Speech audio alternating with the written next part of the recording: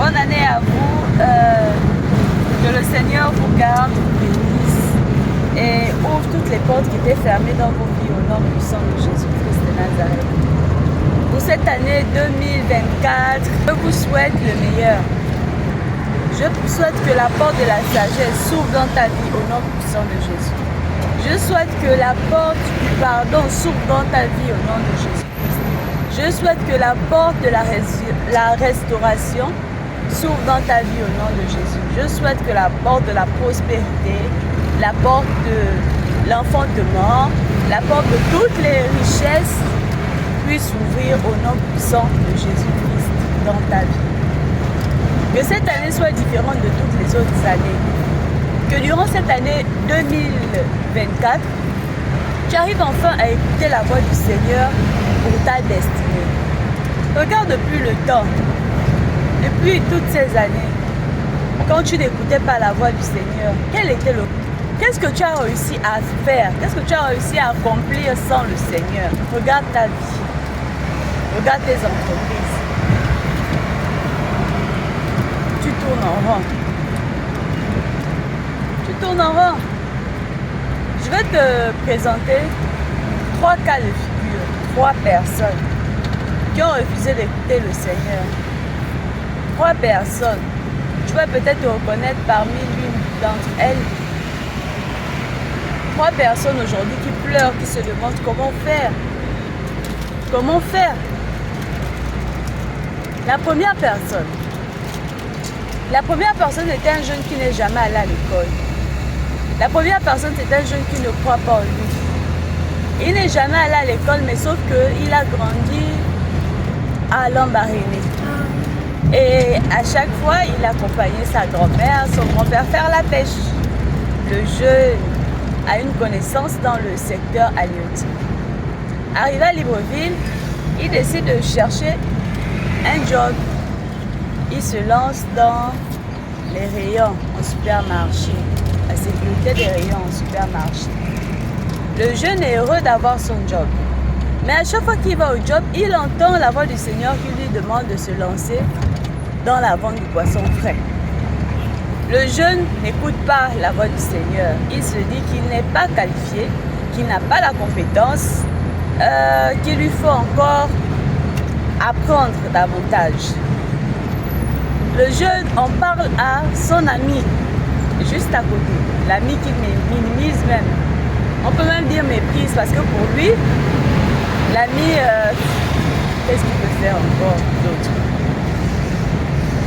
Le jeune n'a jamais écouté la voix du Seigneur. Jusqu'en 2024, il est toujours dans les rayons.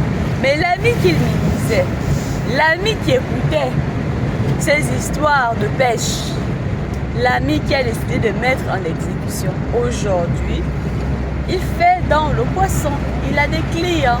C'est un grand entrepreneur. La deuxième personne, c'est un jeune qui est un master, qui vend des tomates au marché. C'est un jeune qui se lève tous les jours, qui se bat, il se débrouille pour mettre du pain honnêtement à sa table. Honnêtement, parce qu'il se sent homme, parce que c'est un homme qui arrive à payer les cotisations à l'église, qui arrive à être présent dans les cotisations à l'église, dans sa famille. On peut compter sur lui. Mais sauf que ce jeune a toujours refusé d'écouter la voix du Seigneur. Ce jeune a refusé que le Seigneur compte sur lui. Après son bac, le Seigneur l'a orienté sur un choix de carrière. Le Seigneur l'a orienté sur une trajectoire. Mais lui, il a estimé que ce secteur-là, il n'y a pas trop de débouchés. Si je fais comme ci, il y aura de l'emploi pour moi. Si je fais comme ça, tout ira bien pour moi. Or, le Seigneur ne l'attendait pas à ce carrefour-là. Aujourd'hui, ça fait longtemps qu'il a fini ses études. Ça fait 5 ans, 6 ans, bientôt 7 ans. Ça fait longtemps qu'il a fini ses études. Mais le jeune ne trouve même pas un emploi. Il a perdu du temps. parce qu'il n'a pas écouté la voix du Seigneur.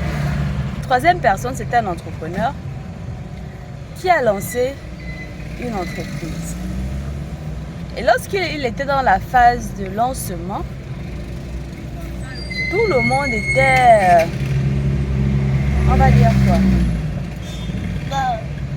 optimiste. Parce que à écouter son projet, à voir toute l'énergie qu'il déployait pour son projet, on ne pouvait que penser que son projet devait être porteur. On espérait que son projet devait être porteur. Or, ce jeune n'a jamais écouté la voix du Seigneur. Le Seigneur ne l'attendait pas là et le Seigneur ne l'attend pas là. Depuis, malgré tous les moyens qu'il met, malgré toute l'énergie qu'il met, il ne décolle pas. Il ne décolle pas.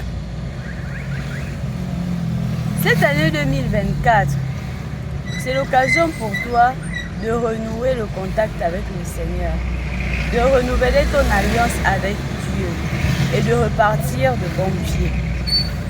Tout n'est pas encore perdu. Tout n'est pas encore fini.